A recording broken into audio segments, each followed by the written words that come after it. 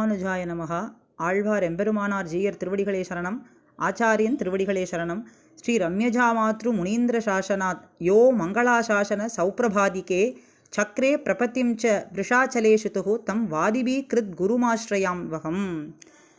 அழகிய மணவாள மாமுனிகளினுடைய திருவானை காரணமாக திருவேங்கடமுடையான் விஷயமாக மங்களாசாசனம், சுப்பிரபாதம், பிரபத்தி, சோஸ்திரம் என்னும் இவற்றையெல்லாம் அருளி செய்தவரான பிரதிவாதி பயங்கரம் என்னும் ஆச்சாரியரை அடியேன் தஞ்சமடைகிறேன் என்று இதனுடைய அர்த்தமாகிறது. ஸ்ரீ வெங்கடேச சுப்பிரபாதிக்க போவது 24, 25, 26 ஆகிய ஸ்லோகங்களை.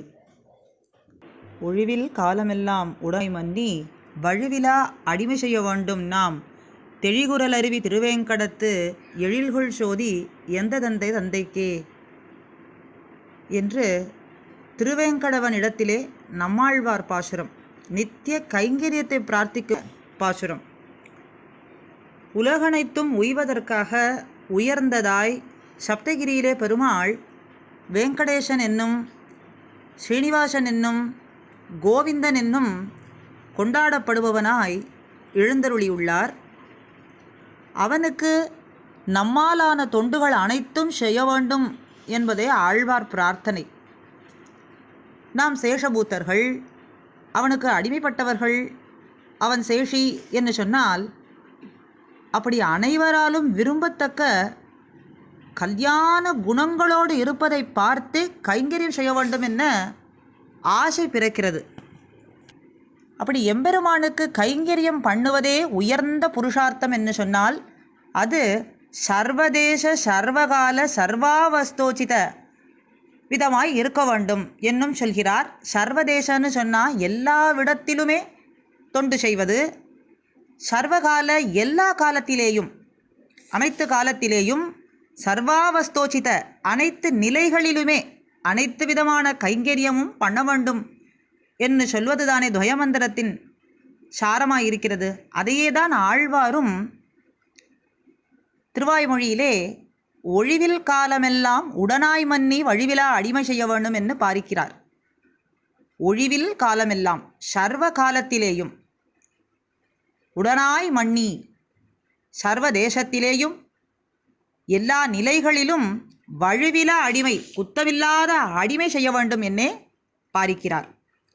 அப்படி அவருடைய திருவடி அழகு, திருவேங்கட எம்பெருமானுடைய வஸ்திர அழகு, பிராட்டியோடு சேர்ந்திருக்கும் அழகு, பள்ளி எழும் அழகு எல்லாம் அனுபவிக்க வேண்டும் என்ன சுவாமி பிரதிவாதி பயங்கரம் அண்ணா வெங்கடேச சுப்பிரபாதம் என்கிற கிரந்தத்தை சமர்ப்பிக்கிறார். திருப்பள்ளி எழுச்சி பாடுவதும் தொண்டுகளிலே ஒன்றுதானே, இது ஒரு கைங்கரியம். ஆனால் இதிலே கூடுதலான ஒரு லாபம் என்னன்னு சொன்னால், திருப்பள்ளி எழுச்சிங்கிற கைங்கரியம் செய்யும் பொழுது நமக்கு விஸ்வரூப தரிசனம் என்பது கூடவே கிடைக்கிறது. அப்படி இந்த வெங்கடேச சுப்பிரபாதத்திலே 23 பாசுரங்கள் வரை அனுபவித்த நாம் கல்யாண நிர்மல குணாகரத்துவத்தை அனுசந்தித்தார் 23வது பாசுரத்திலே. இப்படி திருவேங்கடத்தில் கல்யாண மங்களங்கள் எங்குமே ஊற்றாய் பெருகுகிறது. எம்பெருமான் கல்யாண குணகரன் என்று சொல்கிறோம்னா கல்யாண குணங்கள் பிரவகிக்கக்கூடிய இடம் எது, எங்கு பிரவகிக்கிறது? ஒரு கங்கை ஊற்றாக பெருகுகிறாள்னு சொன்னால் எங்கே பிரவகிக்கிறாள் என்று தோன்றுவது போல கல்யாண குணங்கள் பிரவகிக்கக்கூடியது 10 அவதாரங்களிலே என்று சொல்லி 10 அவதாரங்களோடு திருவேங்கடவன் காட்சி கொடுப்பதை இங்கே அனுபவிக்கிறார். மீனாக்கிருத்தே கமட கோல நிருசிம்ம வர்ணின்னு சுவாமின் பரஸ்வத தபோதன ராமச்சந்திர சேஷாம் ஷராம யதுநந்தன கல்கிரூப ஸ்ரீ வெங்கடா சலபதே தவ சுப்பிரபாதம் என்கிற 24வது ஸ்லோகத்திலே மீனாக்கிருத்தேன்னு சொன்னால் மத்ஸ்ய மூர்த்தியாய், மீனாய் வடிவம் கொண்டு வந்து பிறந்தவனே என்னும், கமட என்றால் கூர்ம ஆமை உருவை எடுத்துக்கொண்டு அவதரித்தவனே, கோல என்று சொன்னால் கோல வராகமாய் அவதரித்தவனே, நிருசிம்ஹ நிருசிம்ஹமாய் கழுத்துக்கு மேலே ஒரு ரூபமாய், கழுத்துக்கு கீழே ஒரு ரூபமாய் நிருசிம்மமாய் அவதாரம் செய்தவனே என்னும் வர்ணின்னு பிரம்மச்சாரியாய் வாமன ரூபம் எடுத்தவனே பரஸ்வத பரசு என்னும் ஆயுதத்தை கொண்டு பரசுராமனாய் அவதரித்தவரே பரஸ்வத தபோதன தவத்தையே தனக்கு தனமாக கொண்டிருந்தார் ராமனை சந்திக்கும் வரை.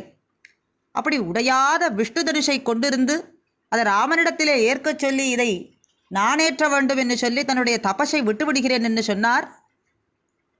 அதற்கு ராமன் இசைந்து அவருடைய கர்வம் உடையும்படி செய்ததெல்லாம் ராமாயணத்திலே பிரசித்தமாக சொல்லப்படுகிறது. அப்படி பரசுங்கிற ஆயுதத்தை ஏந்தி கொண்டு தவத்தையே தனமாக கொண்டு பரசுராமராய் அவதரித்தவனே என்னும் பரஸ்வத தபோதன என்றும் ராமச்சந்திர சந்திரகலையை போன்றே வளரக்கூடிய பூர்ணனாய் ராமனாய் வந்து அவதாரம் செய்தவரே 16 கலைகளைப் போன்றே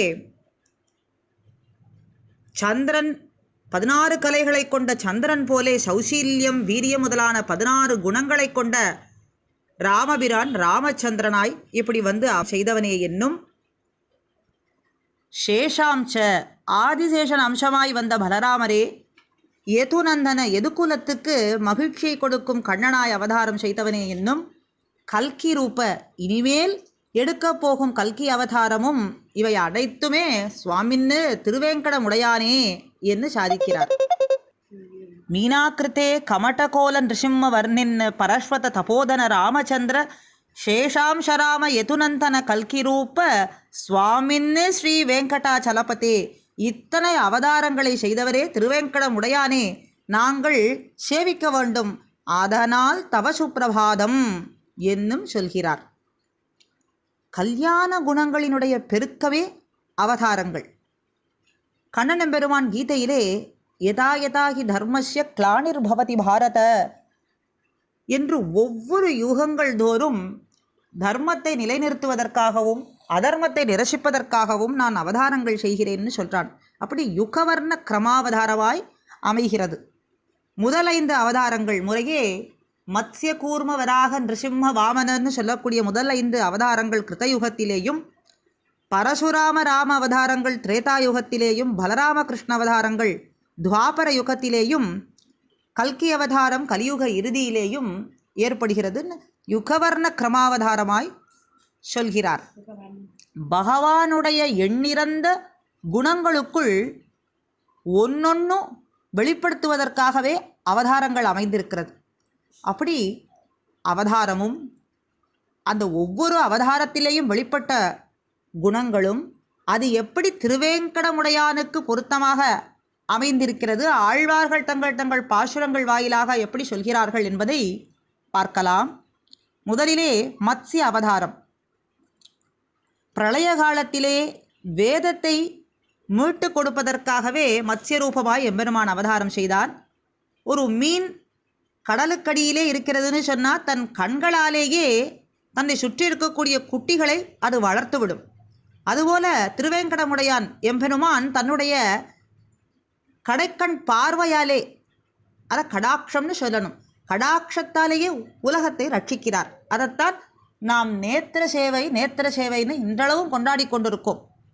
எப்படி மீனானது தன் கண்களாலேயே குட்டிகளை வளர்க்குமோ அதுபோல திருவேங்கடமுடையானும் தன் கடாட்சத்தாலேயே கடைக்கண் பார்வையாலேயே இந்த லோகத்தை ரட்சிக்கிறார் என்று.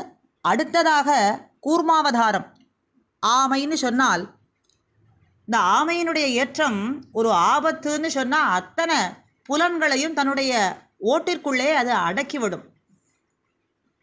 அந்த ஓட்டுக்குள்ளேயே அதை தாங்கிக் கொள்ளும்.